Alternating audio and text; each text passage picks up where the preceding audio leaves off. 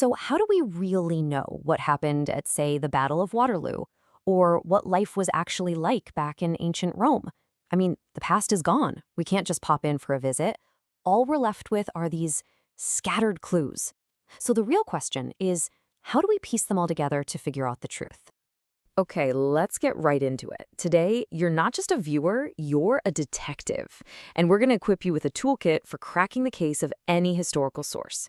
Doesn't matter if it's a dusty old diary or a brand new documentary. So you can figure out if it's credible or not. Here's our case file for today. First, we're going to start with the central mystery of history itself. Then, we'll open up our detective's toolkit. After that, we'll get into the nitty-gritty of how to investigate the creator of a source, analyze the clues inside it, and finally, how to deliver a solid verdict on its credibility. All right, Section 1, History's Central Mystery. This is where we talk about the fundamental challenge, right? The tough job of sifting through all the clues the past decided to leave behind for us. So, the most important thing to get your head around is this. We can't observe the past directly. It's impossible. We have to rely entirely on sources. Now, these can be primary sources, letters or artifacts from the actual time period, or they can be secondary sources, like the textbooks written about it way later. But here's the catch. Every single one of them is just a clue, and it has to be critically examined before we can even think about trusting it. So, how do we actually examine these clues? Well, that brings us right to Section 2, the Detective's Toolkit. And it's got 6 essential tools for uncovering the truth. And here they are, our 6 key tools. We're going to look at the author's perspective, their qualifications, any potential bias, and the circumstances of when and why it was made. Then we'll check for accuracy and see if it agrees with other evidence.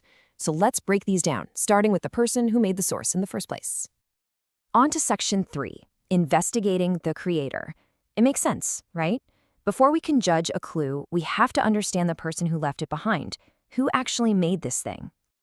So the first 4 tools in our kit are all about the author. We have to ask ourselves some serious questions. What was their point of view?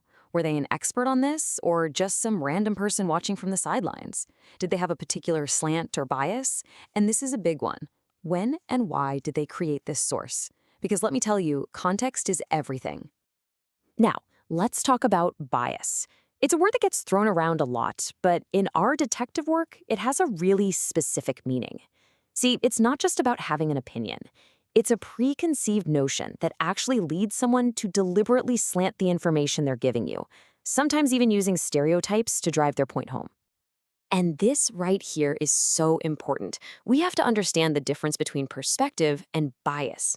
Look, everybody has a perspective. It's just shaped by our life, our experiences. You can't avoid it.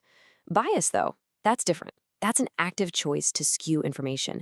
Your perspective is the lens you see the world through. Bias is when you intentionally put your thumb on the scale to make one side seem heavier. Okay, so now that we've got a handle on the creator, let's move on to Section 4. Analyzing the clues. It's time to look at the source itself and ask, okay, what is this evidence actually telling us? This is where our last 2 tools come into play. First, we check for accuracy and internal consistency. Do the facts actually line up? Does the argument make sense from beginning to end, or does the author contradict themselves? And second, and this is absolutely key, we check for agreement with other credible sources. Does this clue match up with what other clues are telling us? A single piece of evidence is interesting for sure, but evidence that's backed up by other sources, that's powerful. And that brings us to our final section, delivering the verdict. We've used all our tools, we've done the work. Now it's time to make the call and judge the source's credibility. This checklist right here, this is your ultimate guide. It boils our entire investigation down to 6 key questions. So the next time you come across a historical source, or really any piece of information, you can run it through this list to see how strong it is. Just ask yourself, what was their perspective? Are they qualified? Do they show bias? What were the circumstances? Is it accurate? And does it agree with other sources? So the real takeaway is that no single tool is enough on its own. A source might have an expert author, but be just dripping with bias. Or it might seem totally accurate by itself, but then it completely conflicts with a dozen other reliable accounts. A great detective and a great historian uses all of these tools together to build the most complete picture of the truth they possibly can.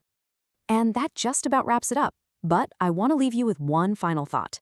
This toolkit, it isn't just for history class.